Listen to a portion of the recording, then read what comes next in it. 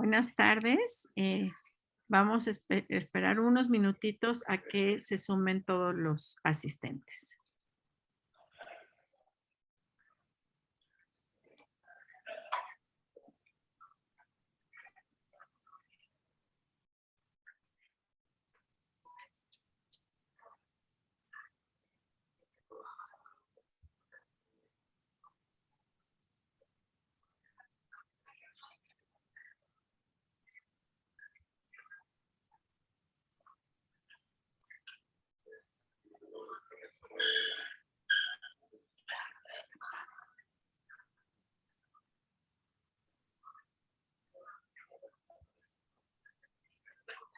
Okay.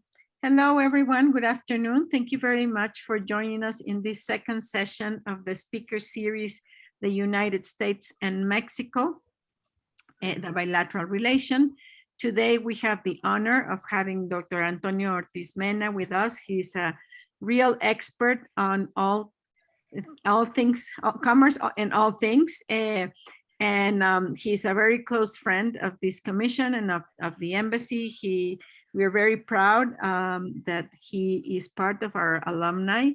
I will go ahead and read a little bit of his bio so you know who will be presenting today. Antonio Ortiz Mena is a senior vice president at Albright Stonebridge Group, where he provides strategic counsel and assistance to clients across Latin America and other trade markets.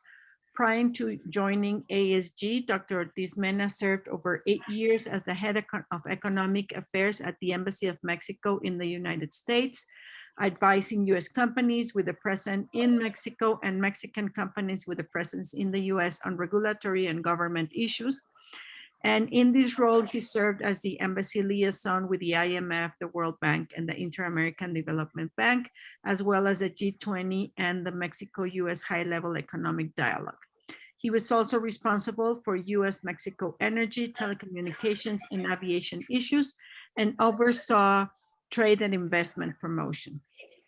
He also has an academic track.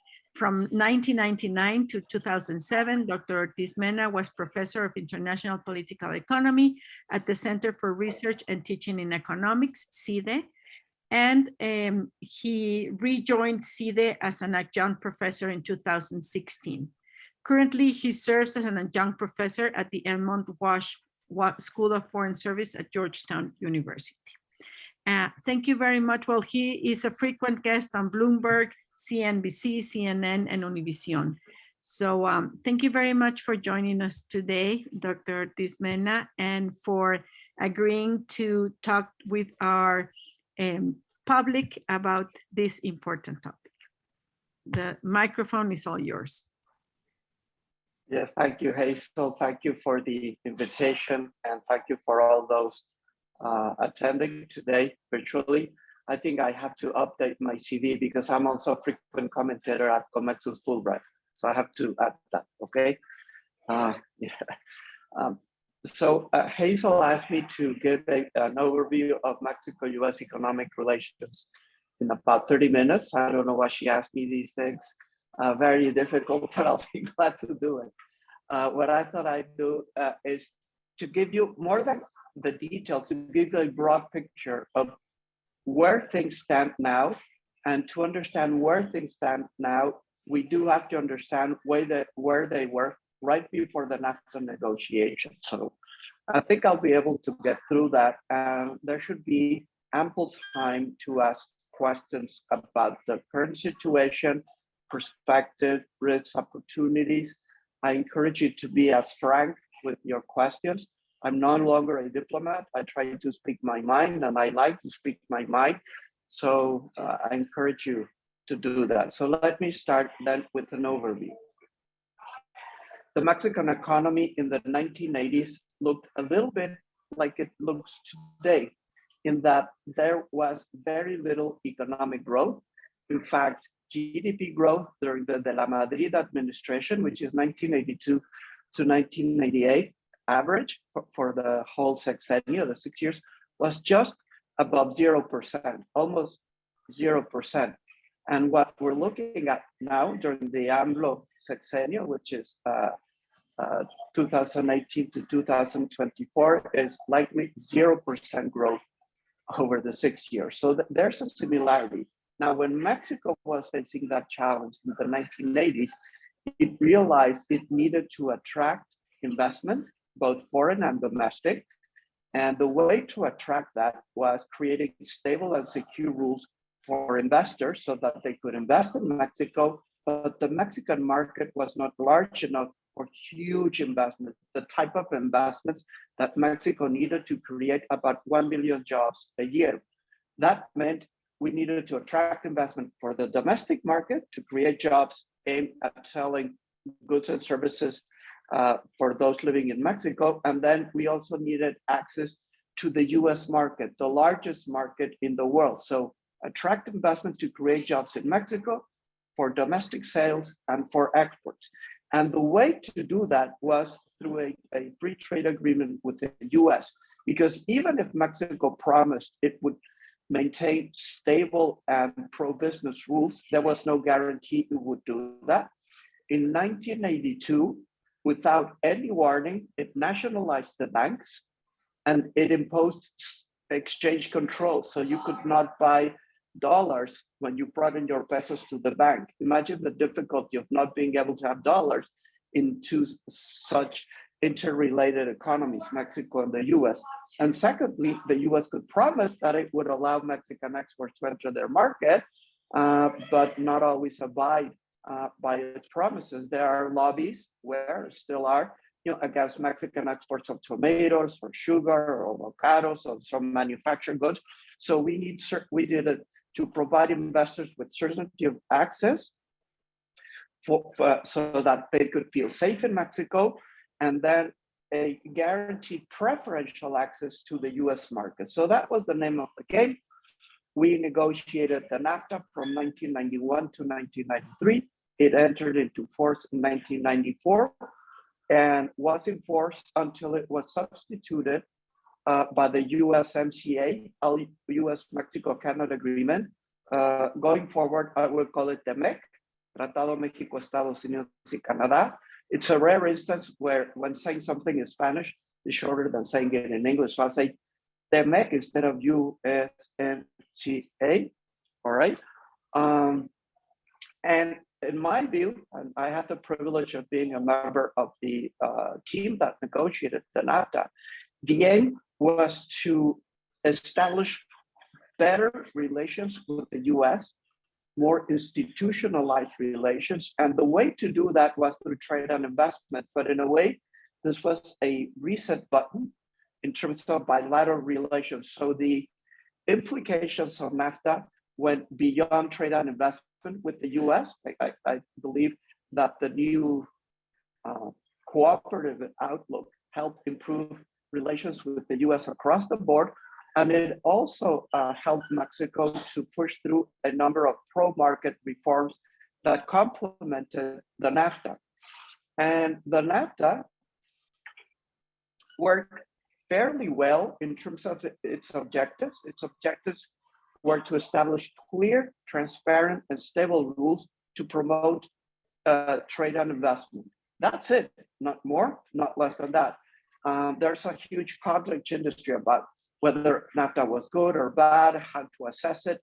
My view is that we should assess it in terms of what's established in the agreement itself, right? And those are the objectives of the agreement if you happen to read the agreement. And that worked pretty well, I would say, from about 1994 to about 2000.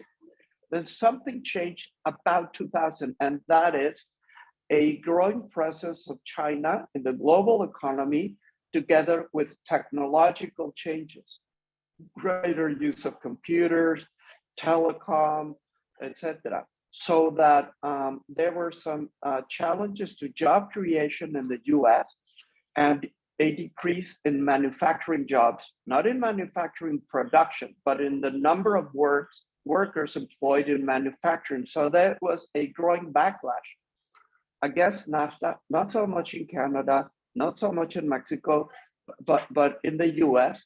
And it became over the years, a lightning rod for everything that was wrong in the US. And in my view, it became politically unsustainable. It was difficult to every single midterm campaign, every 2 years, or every presidential campaign, every 4 years, to again defend and explain NAFTA. It became an uphill battle. Given that political consideration plus technical consideration, given that the economy and technology had changed vastly since 1990, 91, 92, when we negotiated the agreement, and say 2016, 17, 18, electronic commerce, there were no iPhones, much greater use of the internet, nanotechnology. I mean, you name it. The NAFTA was designed for a different economy than we had over the past few years. So for both political reasons and technological reasons, it was necessary to renegotiate NAFTA. And the way that was done, I would say, was under duress, under pressure of President Trump said that if Mexico and Canada, but it was basically a Mexico issue, did not accept a renegotiation, he would withdraw from the agreement. And I would say it's a credible threat because there is a provision in the NAFTA to withdraw from the agreement. Maybe the US would have suffered a great deal of costs, but everyone got scared. So you have Mexico and Canada and the US at the table renegotiating the agreement. And the agreement that came out of that was the TEMEC. I would say that broadly, it complements NAFTA with new chapters. It updates NAFTA with new content for existing chapters. And in a way, I think it backtracks from NAFTA. First, let me talk about complementing NAFTA. So NAFTA has 22 chapters. The USMCA has 34 chapters. I think 34 is greater than 22. So just by definition, there are 12 new chapters. And those chapters cover issues such as anti-corruption, competitiveness, small and medium enterprises. And there are also commitments regarding future trade agreements with China, a prohibition. There's a commitment regarding exchange rate and macroeconomic policy. So overall, it's a more comprehensive agreement. And I would say that from that perspective, it's better because it incorporates new issues. E-commerce is key among them. So that's the new chapters. Then existing chapters were upgraded. A very important upgrade was the dispute settlement chapter. It is normal to have disputes with whom you trade. If you don't trade with another partner, I promise there will be no disputes. And if you trade a lot, I promise there will be disputes. It's like, you fight with your neighbor, it makes noise, or the cat or the dog, or, I don't know, they play rock music at 5 a.m., right? Or Bad Bunny, but if you don't like Bad Bunny, it's a big problem, right? 5 a.m., you don't want that, right?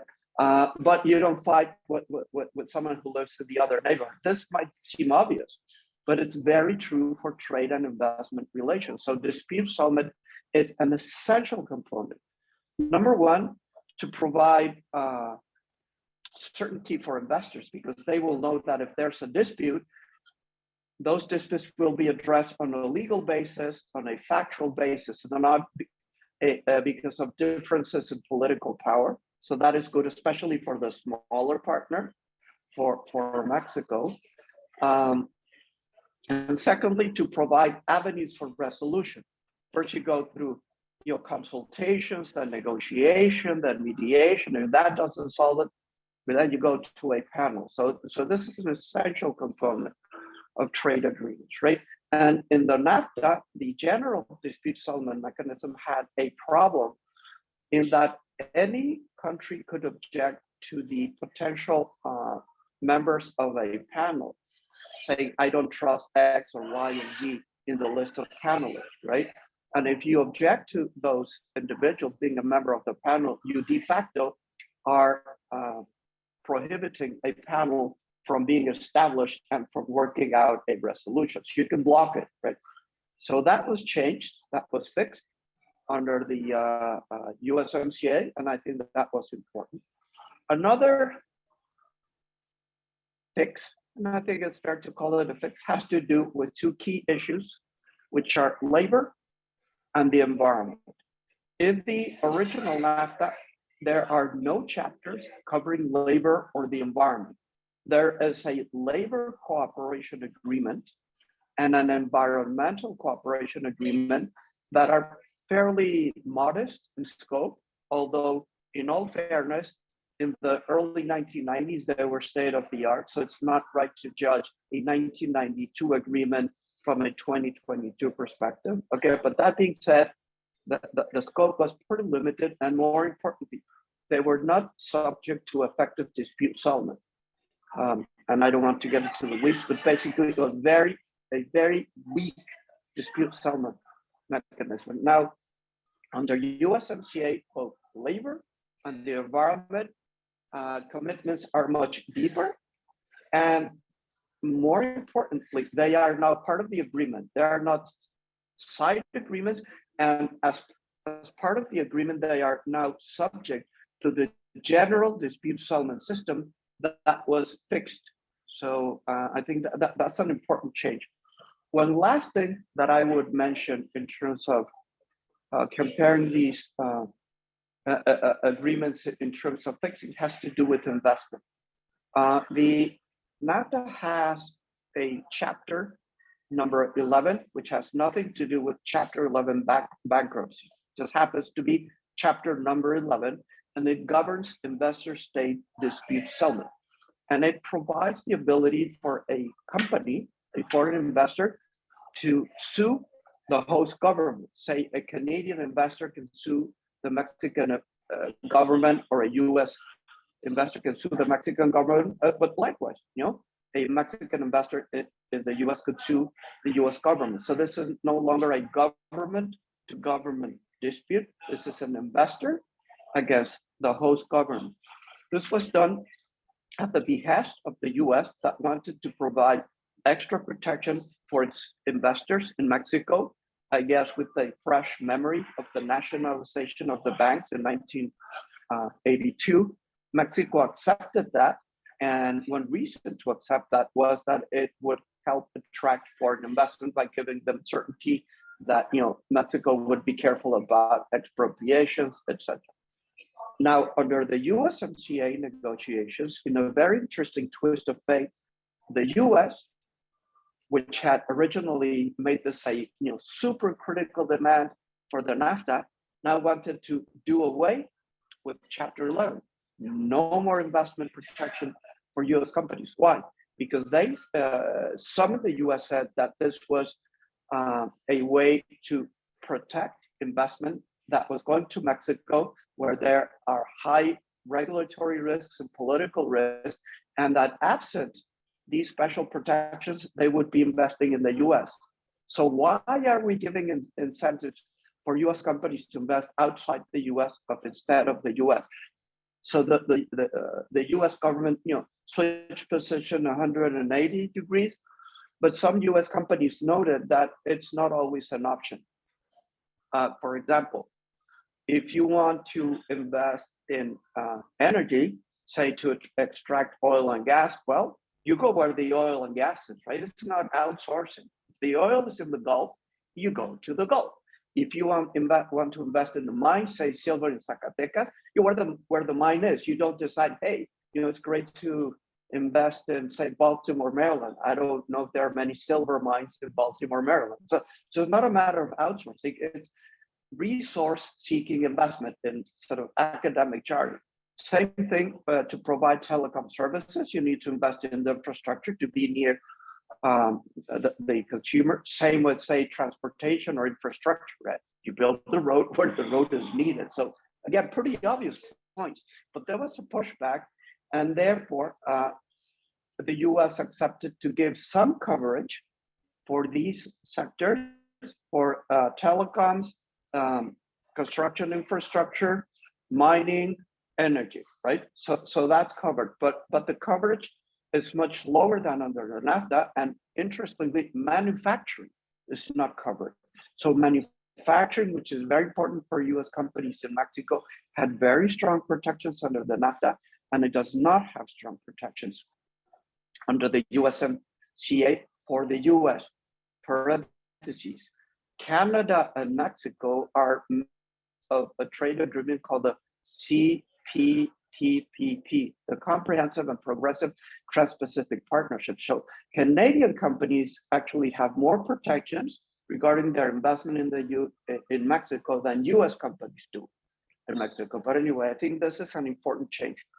And lastly, I was saying it was a bit of a backtrack, a devolution, a reversal when we compare the USMCA with NAFTA. One key area is in automotive production and trade. So the automotive industry is absolutely essential for investment and employment across North America, Mexico, the US, and Canada. And most of the big manufacturers invest in all three countries and produce in all three countries jointly. That is to say, a car that is sold in the US, produced by GM, might have components that are produced in the US. Other components are produced in Mexico. Other components are produced in Canada, and then they are assembled and sold. So it's a regional production, right? It's not a national production. And what changed from the NAFTA to the USMCA is that the requirements that were established to determine which auto parts could move with preferential tariffs or zero tariffs across borders is that under the NAFTA, the rule of origin was 62.5% regional value added. So say 62.5% had to be produced in the region for the goods to move with preferential duties under the NAFTA in terms of automobiles. That 62.5% went up to 75%. That's a huge leap, okay? But in addition, there were requirements that part of that 75% had to be produced in factories that paid $60 an hour. That meant US or Canada. You don't have to write US or Canada, but the vast majority of automotive producers in Mexico are not paying $60 an hour wages. So the rule of origin being higher with additional requirements in terms of what counts up to the 75%. And in fact, a US government agency estimated that the new rule of origin would slightly increase the production costs and the price of cars in the region. So that would be an adverse effect on consumers. But perhaps more importantly, and this is my point, I don't know if it's mentioned in the study, North America as a production hub could lose competitiveness in third markets because if the cars we're producing are more expensive because of the new USMCA rules, that means that all else being equal, we will be losing market share in third markets. As it happens, right now there is a panel reviewing a case brought by Mexico and Canada against the US about how to interpret and apply these new high and very complex rules of origin to determine, what could be free trade in terms of auto parts in the region. So there's certainty. I would say there's more managed trade. The auto companies did not ask for this protection. There was a US government decision creating problems for auto producers. And that's the reality we're in. I would say a more modern agreement, a more comprehensive agreement, really important to have enforceable labor and environmental provisions, but at the same time, a very complex agreement with rules we haven't seen, like these very complicated requirements of the auto industry, restrictions on an FTA with China. And I would say it's the new reality, the new model. The agreement will have been enforced for about 2 2 years this coming summer. How well has it performed? I would say it's a bit difficult to say that because it coincides with the COVID pandemic, but I would say broadly, it's performed fairly well. Mexican exports are booming. There are no significant barriers to US exports into Mexico overall, but there are growing concerns about nationalism in the US regarding the auto industry, in the US regarding government purchases or buy American or made in America. And on the Mexican side, there are huge concerns regarding Mexican energy policy reforms, and whether these reforms are consistent or in violation of the USMCA, and B, regardless of whether they are in violation or consistent with the USMCA, what do these reforms mean for US investment in Mexico and for employment and economic growth? And that's where we are. It's 4:29, so I comply with the instructions sent to me by Hazel, okay? Thank you, Dr. Ortiz Mena. We have two questions on the chat, and I will read them out to you. I'll read one by one, and then you can start answering them. So the first question is, do you think that Mexico's major exports to the US being 80% concerning and making Mexico too dependent on the US? Okay, neat. I just happened to write my PhD dissertation on that. So I don't know if I have the answer, but I spent years on that. A couple of things I will say. Mexico has exported the majority of its products to the US since the era of Porfirio Diaz. That's the, say, 1870s, 1880s, right? So if you look at the charts, we go through revolution. We go through the Great Depression. We have a closed economy from the 1930s up through the early 80s. We have NAFTA. So you go through a lot of political changes, economic changes, and you always see it's always about 80%.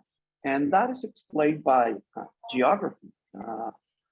The US is our neighbor and it's a big market. If any of you studied international economics, there's a famous equation called the gravity equation. Think physics, and the gravity equation stipulates that the two factors that best explain trade flows are the distance between the economies that are trading and the size of those economies, controlling for language, whether you have a trade agreement, etc. So for me, it's not surprising. What really did change is that 80% of exports means that 80% of all that we export goes to the US. But what if we don't export a lot? What if it's a purely closed economy? And this is the big change.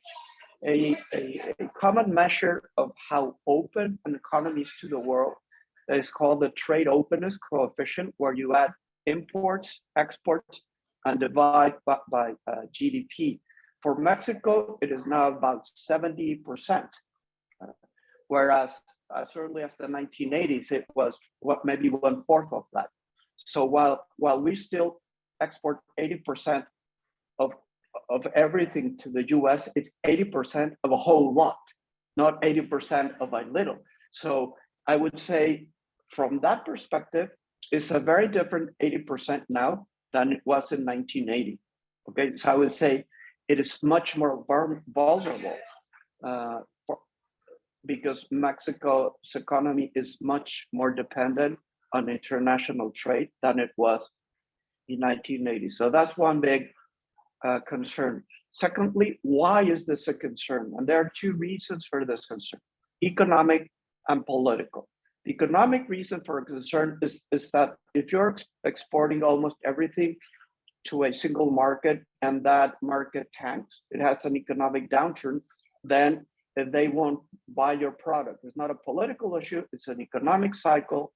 And lo and behold, it's as you have one shop, you have one customer, the customer gets COVID, gets sick, loses their job, you're no longer able to sell to that customer, you're in deep trouble, right? So for me, that would be the analogy. I'm not terribly concerned about that because the US is really a continent in terms of the vastness of its territory, the diversity of its economy. So even if one region in the US is not doing well economically, chances are that other regions are doing well. So it's not like you have a trade with, say, one country where everything goes up and down. I think one way to visualize it is that you have an FTA with 50 countries, which are the states that conform the United States. So I'm not overly concerned about the economic consequences of dependence. I'm more concerned about the political consequence. And there's a lot of literature saying that if you rely for exports on a single market, and that market can curtail access for political reasons, then you're in deep trouble, right? It's as if they get you hooked on exporting to them, right? But I can almost imagine like, drug dealers, right? First they give you a bit of drug for free and more and more and more. And by the time you realize that you're hooked and you need to keep doing what the dealer says. In this case, the analogy would be, hey, Mexico, unless you align your foreign policy with mine, I will shut down access to my market. And there's a fascinating study called National Power and the Structure of Foreign Trade by Albert Hirschman. And he wrote this right after World War II, when what he analyzed was the trade policy of the Nazi regime and how it was giving trade preferences for its neighboring countries, say Poland, right? And by the time Poland realized it depended on access to the US market, it was a bit late, and the Nazi regime could cajole and coerce Poland into, say, aligning politically. So that's sort of the concern about dependence. And I'll end up by saying that how you deal with this is precisely by having trade agreements that establish clear rules under international law, and especially dispute settlement mechanisms, so that you only face economic vulnerabilities from the market, but not political vulnerabilities from relations between asymmetrical countries in terms of their political and economic power. Just to give you a sense of how important these dispute settlement mechanisms are, in the USMCA, we have a general dispute settlement mechanism, state versus state, the one that was fixed. We have a weekend, but we still have an investor-state dispute settlement. We have specialized dispute settlement to deal with unfair trade practices, which have to do with dumping and subsidies. Other agreements don't have that. There's a specialized agreement to deal with labor disputes in an expedited manner. So all these dispute settlement mechanisms are a way to address the political effects of economic interdependence between partners of very different sizes. Sorry to take so long, but I love this stuff. I think it was perfect, very comprehensive answer. Jessica Contreras is asking, what is being done to make sure USMCA terms and implementation don't go unchecked? For example, is the US interpretation of automotive rules of origin you just mentioned? Okay, I would say there are a couple of ways. Number one, the USMCA has a trade commission where the trade ministers are supposed to meet every year. And so far they've met every year, and their deputies in charge of international trade. So they're, likewise Canada, right? So there are these regular meetings, number one. Number two, there's dispute settlement. I mentioned the auto rules of origin disputes. There have been a number of labor disputes, and the US has asked for consultations on environmental issues. For example, one issue has to do with the risks being faced by the vaquita marina, which is the world's smallest marine mammal that is in the Sea of Cortez. So USTR has asked Mexico for consultations on that issue. So yeah, that is compliance. There are also a number of working groups. I would say in more than half of the 34 chapters of the USMCA, there are working groups. And these working groups are supposed to meet on a regular basis to assess how that specific chapter is working, if anything needs to be fixed, etc. And there's one chapter that I really like, which is chapter 26, and that has to do with competitiveness. And that chapter allows for and even encourages, businesses, civil society, etc., to get in touch with their trade policy makers to provide suggestions of how to improve the agreement. So I would say this is also a way for civil society to make sure it is being implemented correctly. And lastly, I would say, and this is a key difference between the NAFTA and the USMCA, is that 6 years after entry into force of the USMCA, there will be an assessment.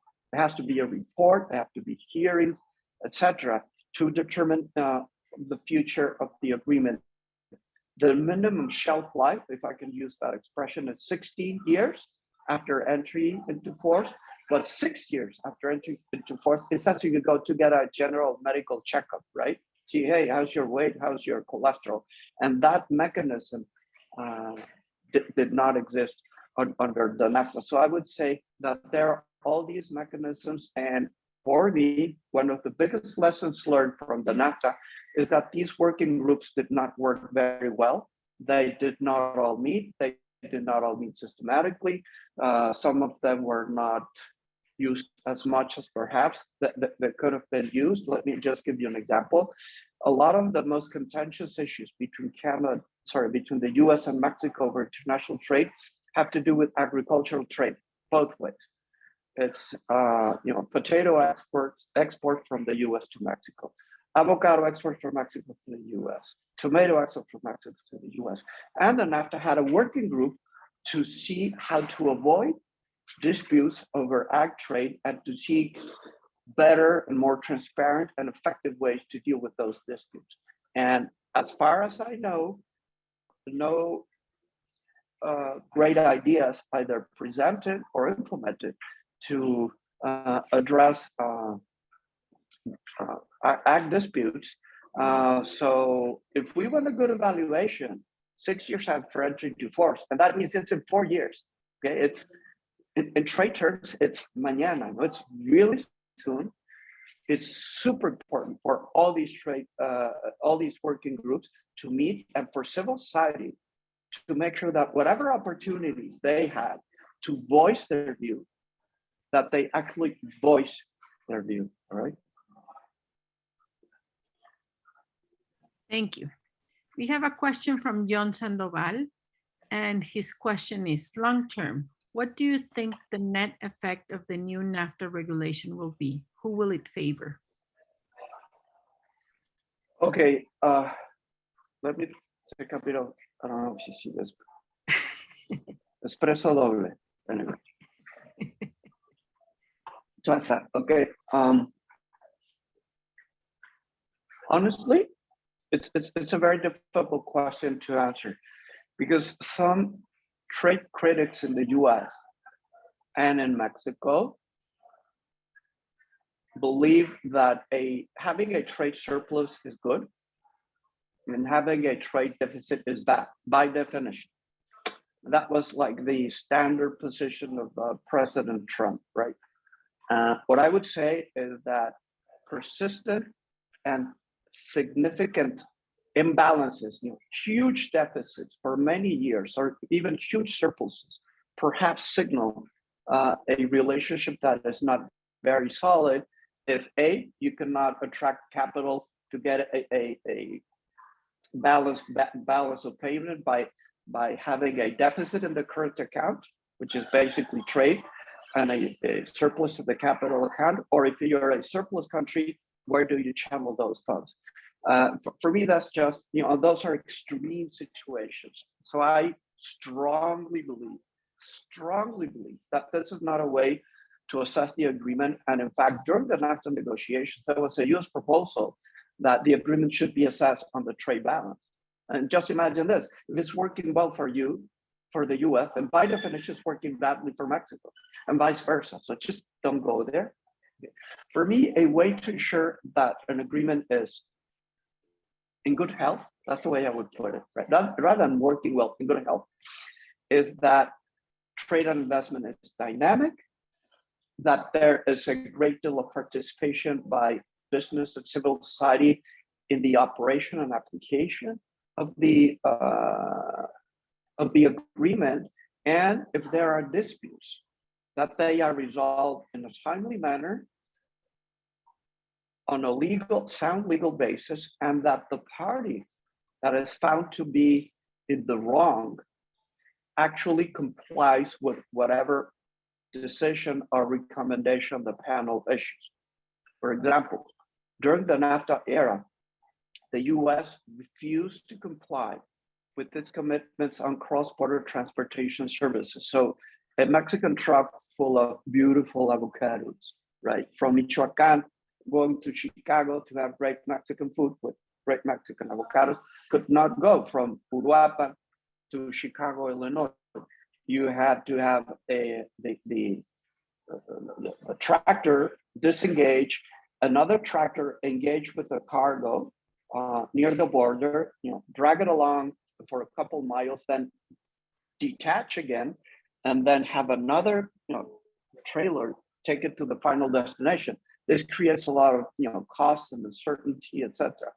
And it's against US NAFTA commitments. So Mexico lost patience with the US because the US was not in compliance.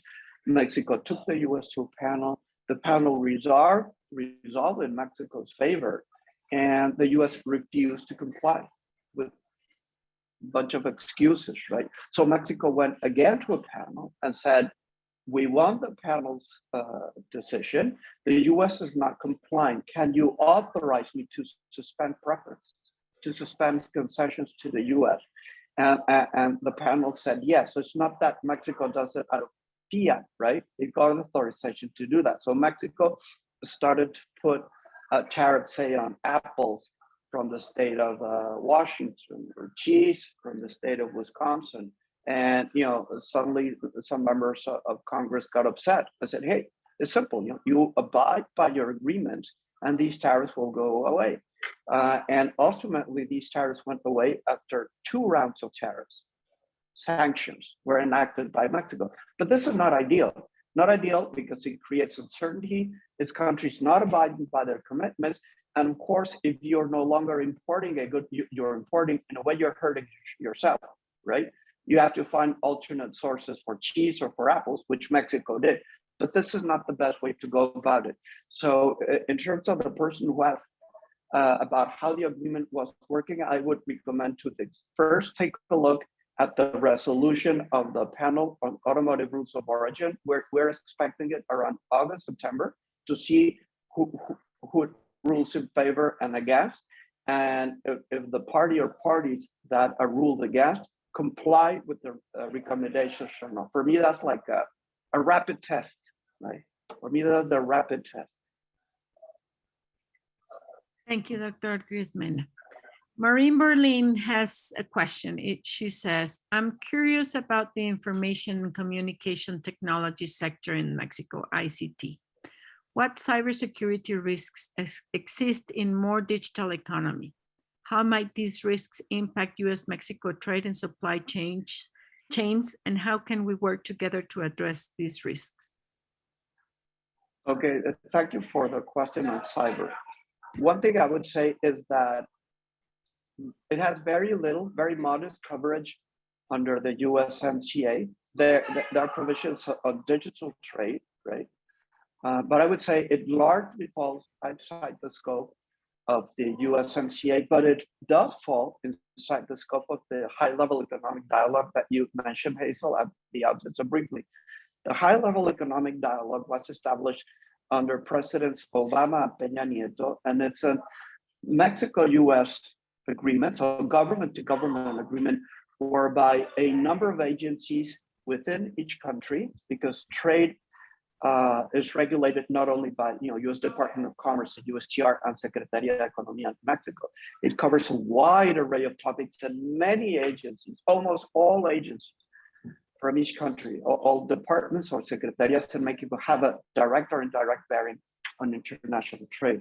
Okay, so the HLED helps coordinate both countries, and perhaps more importantly, helps coordination within countries, which is sometimes super difficult. I can attest to that as a recovering diplomat. Sometimes the biggest challenge is not with the neighboring country, it's back home, right?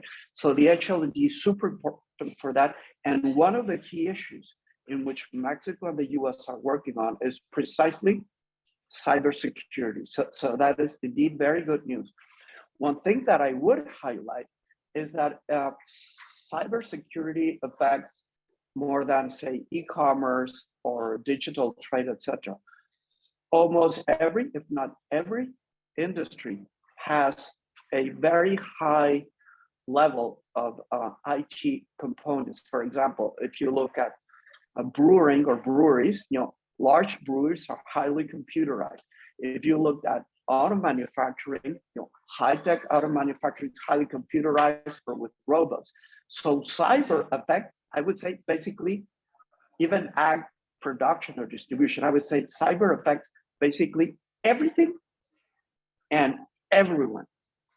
And I think that this is an essential element for Mexico, the US, and also Canada to work on to ensure safe and resilient supply chain. So if I were to put like a sort of red flag in terms of issues to look out for, I would say it's super important to double down cooperation on cyber. And for example, it's not only for banks or financial services, but it could be for steel workers, for auto producers, for agribusiness, for everyone.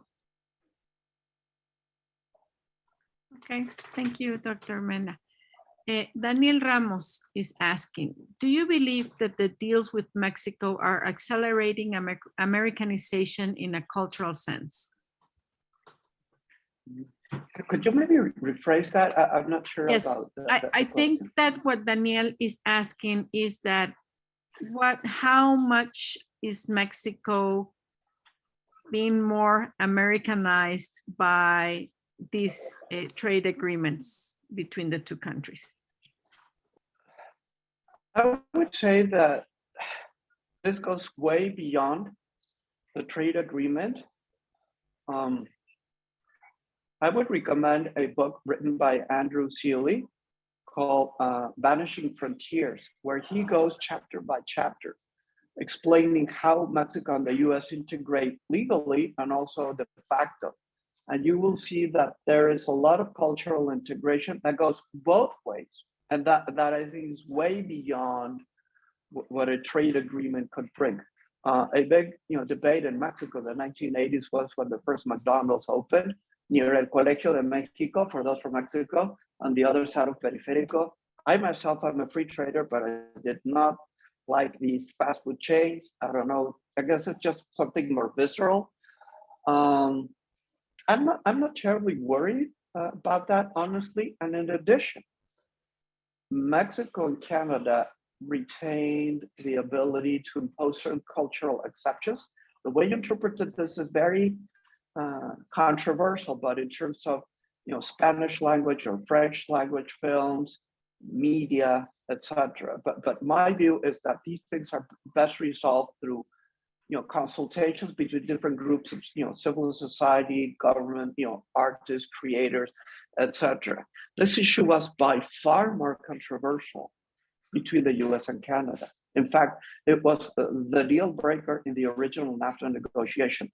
Mexico and the US had basically achieved a broad agreement, and same with Canada. There was one outstanding issue, which is cultural industries and cultural exceptions between Canada and the US.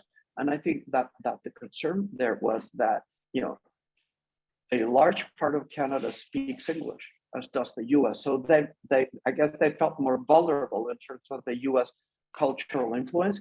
So if you want to get into more detail, I would say that there are clear, reasonable provisions regarding this in the USMCA. But again, my view is that this goes way beyond a trade agreement, and that influences work both ways and beyond the agreement. For example, I live near Washington, D.C., and I can enjoy tacos al pastor, not the same as La Condesa, but they're decent. Or, that's a Mexican influence. For taco de suadero, for those of you who are Mexican, they know what I'm talking about. El famosísimo taco de suadero, etc. So I do believe that it's important to look at culture in terms of international interactions, but I don't think that the best way to look at it or to address it is strictly via a trade and investment agreement. Thank you, Dr. Ortiz Mena. We have one more question, and it says, you commented on the pandemic's effect on the U.S.-Mexican economic system and at the very outset of the new trade agreement. Has the Russia-Ukraine war had observable effects on the binational trade relationship, or do you expect it to? Okay. Let me think about this. I mean, I've thought about this, but it's I don't know if it's a complicated question, but it's a comprehensive question. So let me answer first on the economics and then on politics and foreign relations.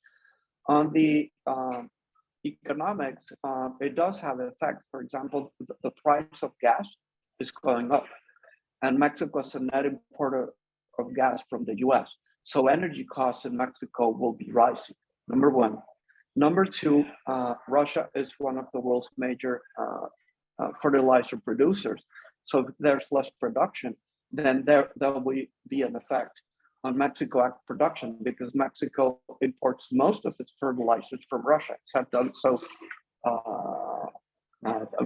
for many years. So there, even without, I'm not talking sanctions, I'm just talking the way markets work. For example, if the prices of wheat go up, and Mexico is an importer of wheat, for example, for the production of certain beverage or for cattle or whatever, Mexico is a net importer of wheat. Then, food prices will be high. We're seeing a push for inflation. What I don't see is a greater flow of investment. So these are negative consequences. But given the uncertainty in terms of the global political and economic environment, because before the Russian invasion of Ukraine, you have a long-standing geopolitical tension between the US and China that should have translated into greater investment into the region to relocalize supply chains, to use the stable rules of the USMCA and the complementarity of our comparative advantage. But we're not seeing a lot of that. So we are seeing some of what we expect, and we don't wish, but that's the way things are, so no surprise there. And we are not seeing some things that we should have expected and should have been happy about. So those are two ways to look at this. Now, on the political side, I do believe things are complicated. It's not only Mexico, but Brazil, the other large economy in Latin America, has taken sort of a standoffish position regarding the Russian invasion of Ukraine. Mexico has soundly and resoundingly expressed its concern and dissatisfaction at the UN, and Mexico is a non-permanent member of the UN Security Council. In fact, it's led some initiatives that have resulted in the vote with a strong condemnation of the Russian invasion of Ukraine. But Mexico has, for a number of reasons, decided not to participate in the sanctions game. And I do believe that can create some frictions at the political level bilaterally, because not only has Mexico done that, but a few weeks back, a number of members of the lower house in Mexico instituted a Mexico-Russia friendship group and invited the Russian ambassador to Mexico to speak, and the Russian ambassador thanked Mexico for committing to not imposing sanctions on Russia. So that's, I would say, on the one hand, Mexico leads and condemns the Russian action at the UN, and on the other hand, it sort of tries to keep a very delicate balance. And I do think this will create tension, and also with Canada. one of the largest expat communities of Ukrainians is in Canada. And Canada, the other USMCA member, has also taken a very strong stand in favor of Ukraine against Russia, not only verbally, but in practice, in policies. That is very different to the position taken from Mexico. So even though in theory, you can separate trade and investment or economics from politics, the reality is much more complicated. So it's difficult to see how you can have Canada and the US going one way on the key foreign policy issue of our time, and Mexico going the other way. Okay, thank you. I don't see any more questions, but I have a question myself, if you don't mind. I'm not a student. Well, I am a student today. I'm learning from you, Dr. Ortiz Mena. So my question is, we've seen that in recent times, there are some border governors that are having more close agreements. And you've mentioned during your comments that that in this new agreement, you can see, or there are mechanisms for private companies to sue federal governments that are in the agreement. How do you foresee that commerce relations between states are gonna develop in the future with the intensity of the economic relation? Okay, thank you, Hazel. So for those of you who might not be aware, a couple of weeks ago, Texas Governor Greg Abbott decided to de facto shut the border with Mexico. The way he did that was to instruct his officials to do, double inspections of Mexican trucks entering the US, even though they had been checked by all competent US authorities, agriculture, security, whatever. This was just a way to slow down traffic and to impose political costs on the Biden administration for its alleged, and I underscore alleged neglect of border security. I think this is a binational economic consequences of domestic political disputes. The US midterms are coming up in November. Texas governor's elections are also coming up. But so these domestic politics frictions are spilling out over to trade with Mexico. Now, what happened is that the White House issued a press release saying they condemned the actions and that of the governor of Texas, and that it was not the way to address these issues. Let's talk, let's discuss, let's find a way, but let us not shut down the border. And the governors of 3 Mexican northern states, Chihuahua, Coahuila, Nuevo León, felt compelled to go directly to Governor Abbott because a lot of the products that were being shipped were perishable products. So by the time federal agencies from Mexico and the US got together, or maybe you started dispute settlement panel, it'll be a year, it'll be 2 years from now. You need a solution, like former President Fox would say, oi, oi, oi, if you remember that. You need it resolved now. For me, the question is how we got ourselves into this situation, right? I think it has to do mostly with US domestic politics, but perhaps not only US domestic politics. I think it also has to do with the way Mexican interests are represented in the US. Yes, by diplomats, but also by Mexican companies and allies, our friends. There are a lot of actors that have a bearing on this. So for me, it is sort of a call to action to redouble political, diplomatic, and business lobbying effects and actions in the US.